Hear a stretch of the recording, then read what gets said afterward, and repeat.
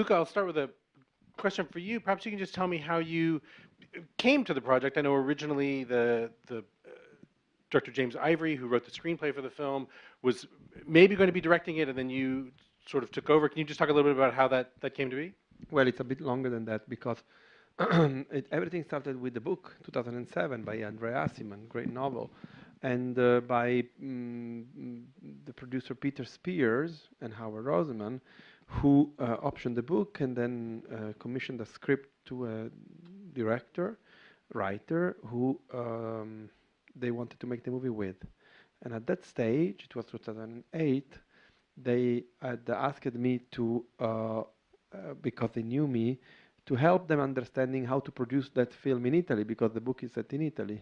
And so I got involved, and I started from being a consultant, and in time I became a producer. That version of the movie fell apart, and we tried to use the same script with different incarnations of directors. I would say almost 10. But every year it was not coming to fruition. Until in 2014 actually, Peter and I, we went to talk to Jim, because we all knew Jim well. And we said to him, why don't you make it into your new movie? And we produce it because we're big fans and we wanted to support him, particularly in a place in which he was not anymore with Ismail Merchant because he had passed away a few years before. So James and I started writing the script together. This took us a year. We got a great script, I mean, something that people reacted positively about. And we put together a budget and a schedule, and we tried to make it, to finance this version of the film with Jim directing it, but it was so difficult. And we tried and tried and tried, and we never succeeded in collecting the necessary funds. But few people started to say, why don't you do it? Why don't you do it on a smaller budget? And so Peter asked me, James blessed this choice, and I went on to making this into my movie. I know all of your films are so sensual in a way, in that they're very much of the senses. It's like you can taste the food, and you can touch the fabric, and you can feel the heat. And it's something that's really special and specific about your movies. Can you describe a little bit what it is that you like about that in movies, and what it is that you do to sort of bring those feelings out? Well, I learned through films that I love that, and it's a visceral experience to go to the movies. That it's specific the language, and that you can be provocative, and you can have an experience that is immersive and that can provoke you, but also can affect you. So I think it's about my interest in the language of cinema as a way to touch me in the first place, and hopefully an audience. And for the actors, the movie feels so rooted in the place where it is, in the location, in Crema. And Michael, maybe to put that as a question, your character is so kind of observant through so much of the movie, and for you as an actor, was at times this more or less just a holiday to northern Italy? I mean, it seems like it would have been a wonderful shoot to have been a part of.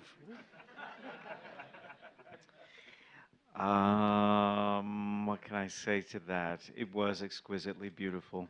It was really quiet. It was a character in the film, you know, and that acted upon us. And that house was extraordinary. I know Luca was in love with it, and we all fell in love with it. And the rural landscape that we were, you know, making our time there. It's easy to see why the Perlmans wanted to live there. And Army, what was it like for you to actually just kind of be in that place? I mean, I really took the movie just to go eat pasta, so it all kind of worked. And Timothy, you've talked about how this was a really immersive experience for you.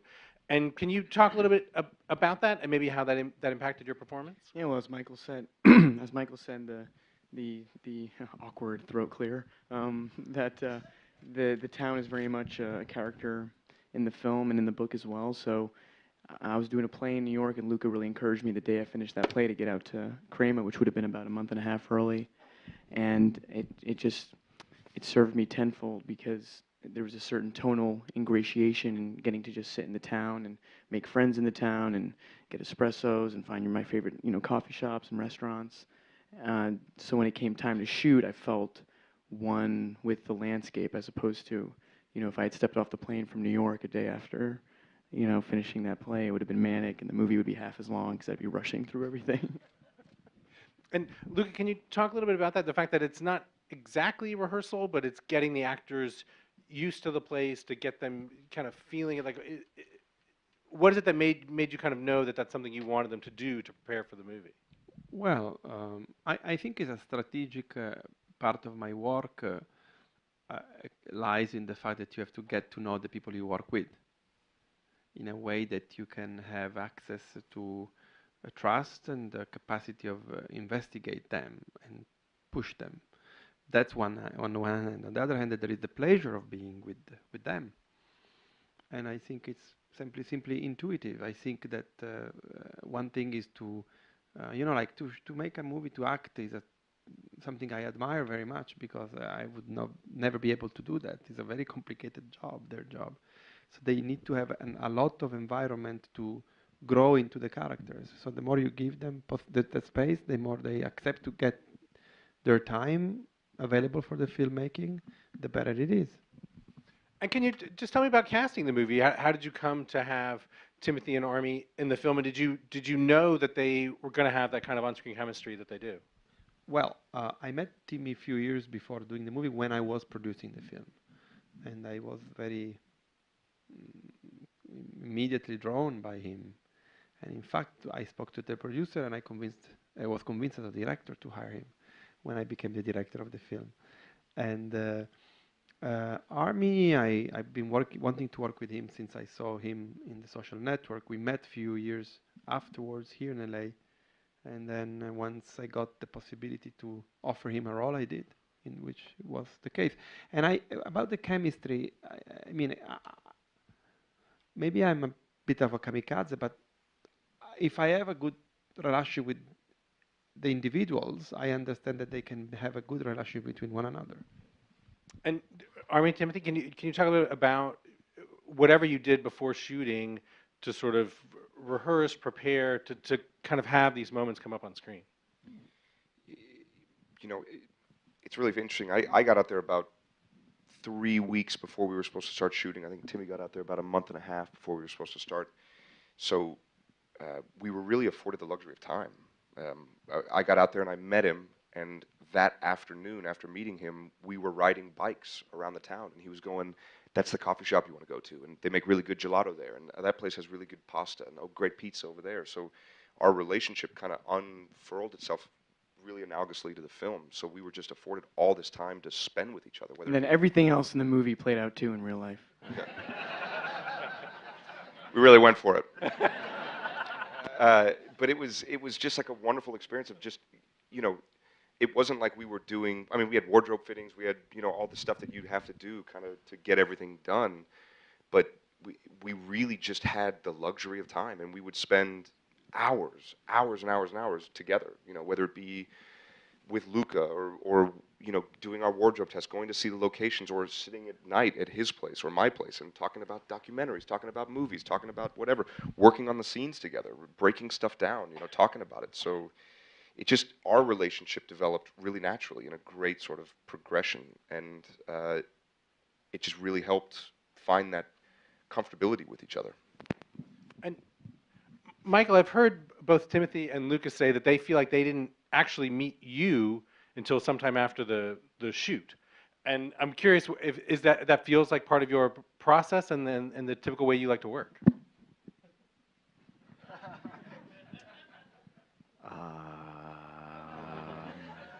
Interesting. I hadn't heard that. I don't know. I mean, you're given certain things to kind of absorb. In this case, my character a Latin and Greek scholar who dabbles in archaeology and art history and speaks Italian. So there was a lot for me to absorb. So I certainly had a lot to occupy myself with. But I don't know. I honestly feel like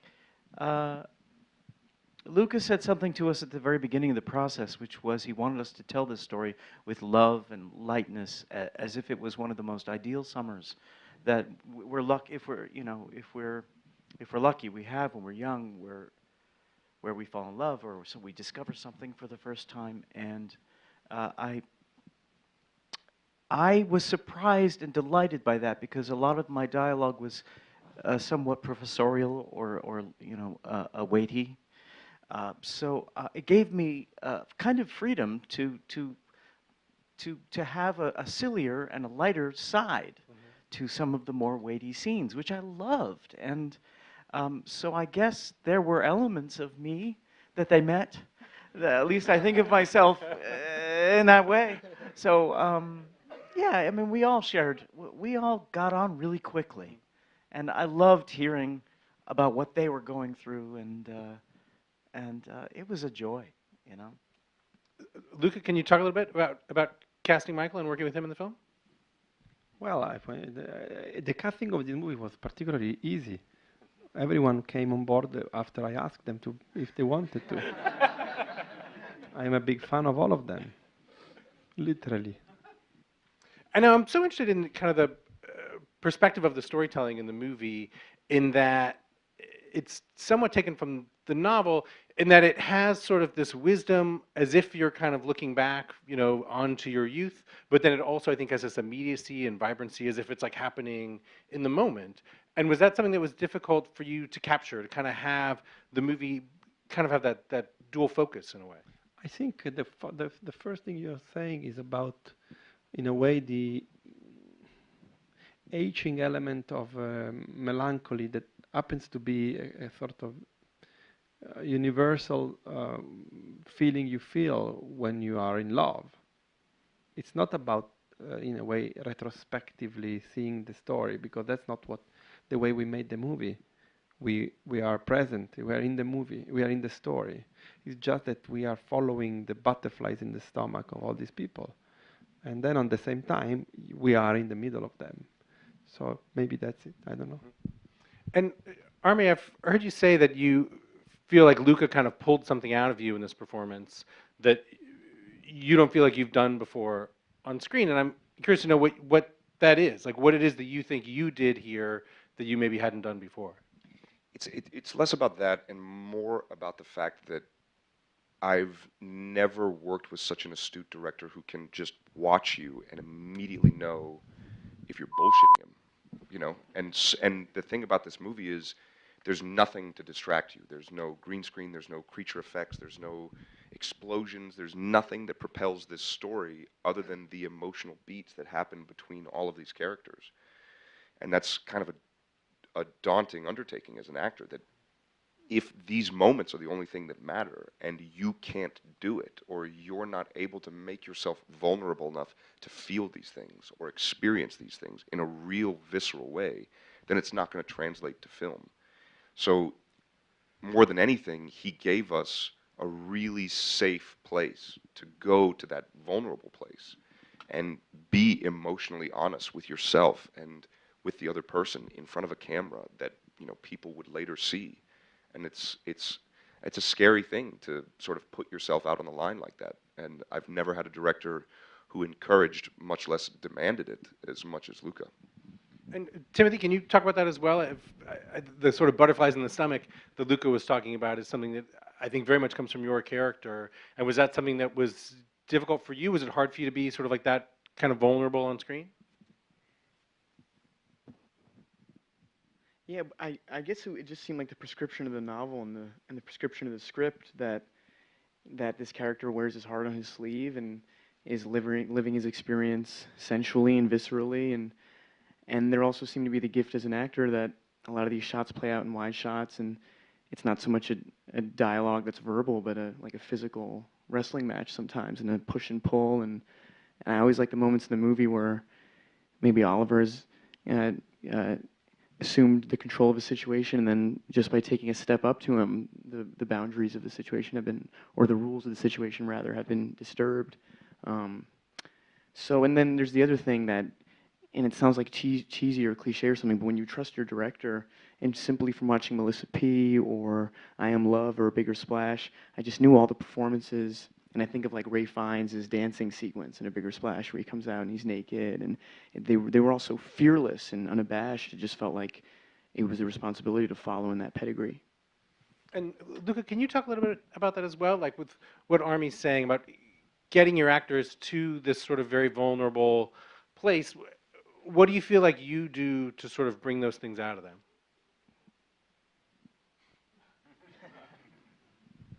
I don't know, secret of the work, I don't know. Well, that's what we're here to find out. I don't know, I think I show my vulnerability to you guys. It's a lesson from Truman Capote. He made this very great interview, The Duke in His Domain, to Marlon Brando, and he basically spoke about himself for 3 hours until Marlon started to speak about himself.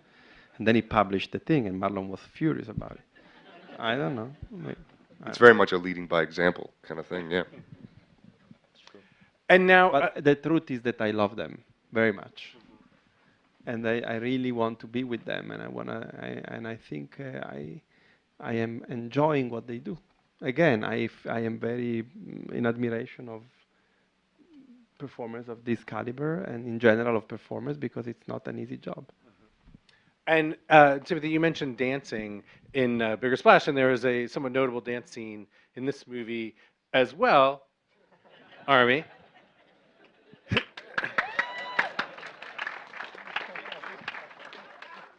Did you expect it to be as kind of notable of a scene as it turned out to be? No.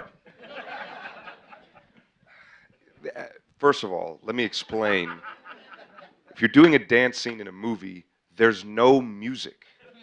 You are dancing to complete silence, except maybe like a click track so you can keep rhythm. So I'm 6'5". I'm on a dance floor. I immediately assume that I'm the lanky guy that everyone's like, oh, who's the really tall guy flailing over there?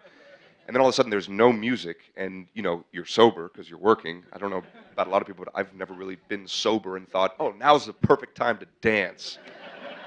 So all of these things combined with the fact that there's now a crew staring at you, watching you, and the focus puller is going, dude, it's 4 a.m. We've been here for 7 hours. Can we just get this over with? And you're like, trust me, I want this to end as badly as you do. But that's me, and that's very different to how Oliver felt in the moment. And that entire scene is just about letting go of your inhibitions and completely losing yourself in a moment and just being enraptured in the music and in the perfect place and the perfect weather and the perfect time and the perfect year and the perfect summer with the perfect person and like all this stuff. And that's what the scene was about. So much of it was just about letting go, and that's one of the most challenging scenes I've ever done as an actor. And now the fact that I think you did the dance to no music and just sort of to rhythm, it has now become a thing on the internet where people like to put other music to it, and it's become increasingly popular. And how do you feel about that? And maybe Luca, how do you feel about having created such a moment? I'm proud of it. I'm very happy. He hates that. I'm very happy. It's fantastic.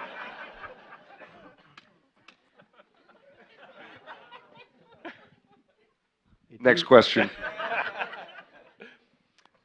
Well, now the movie really builds to this final moment, the scene between Timothy and Michael that I think people just always leave the theater talking about. And Michael, what was that moment like for you to know maybe throughout the shooting that you're sort of building to this big scene that you're going to have? Is that something that just kind of like looms large in your mind the whole time that you're shooting? I learned early on to try not to give any particular scene any greater importance than any other scene. And it was a valuable lesson when I learned it.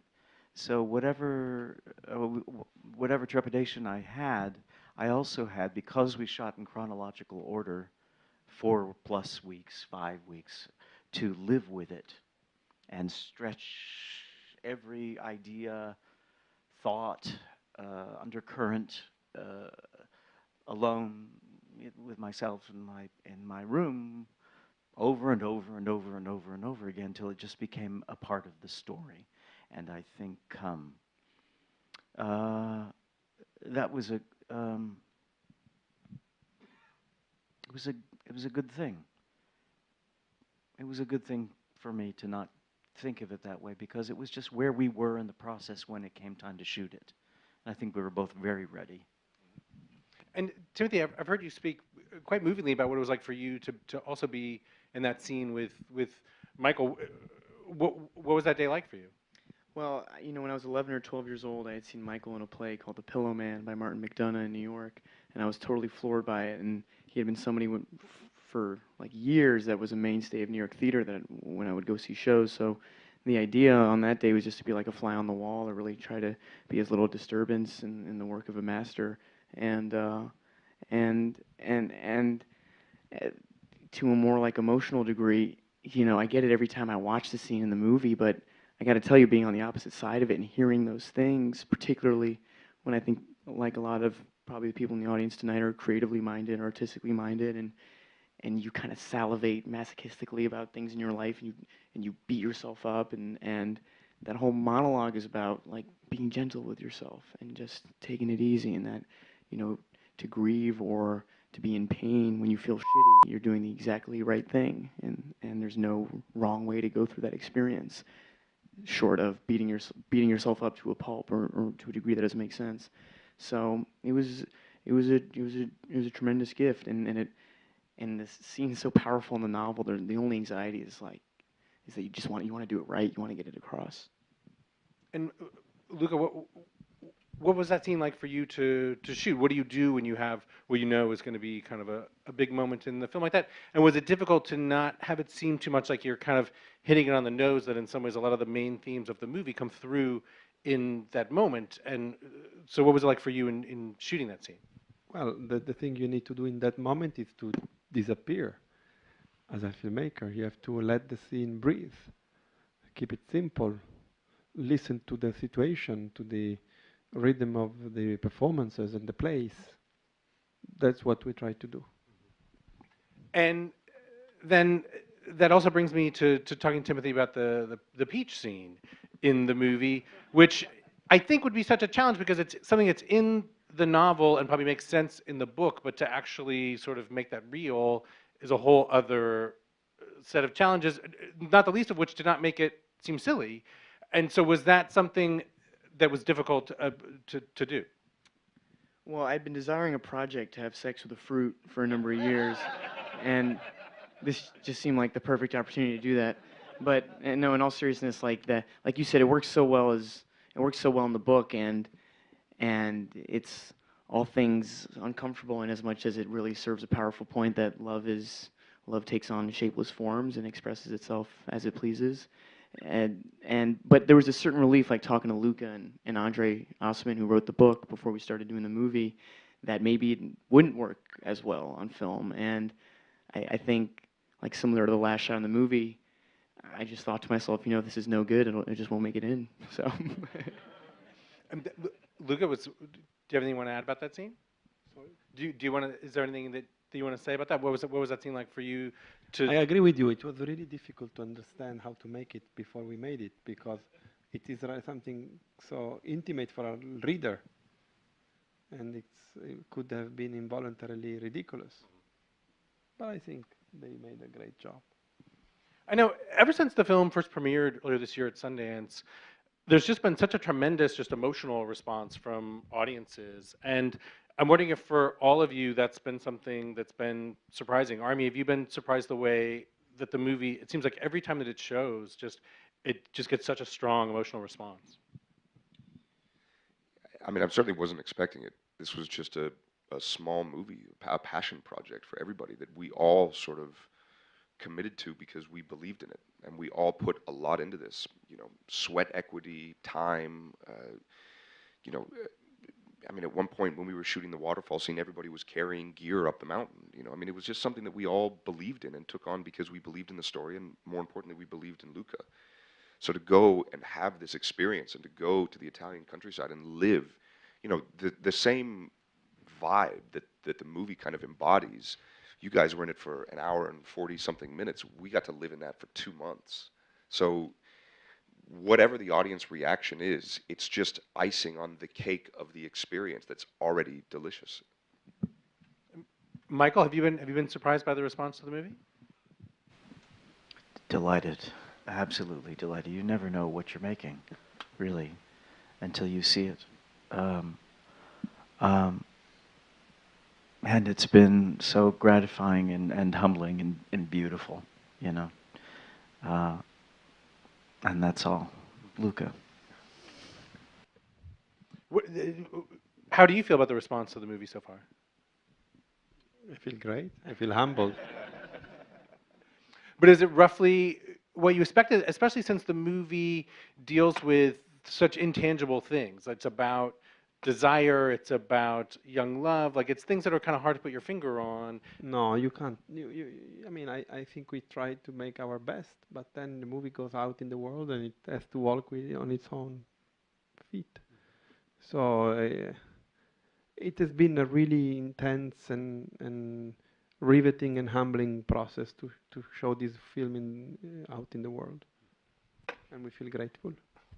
And that's where we're going to wrap it up tonight. Please everyone join me in thanking our guest tonight for the movie Call Me By Your Name.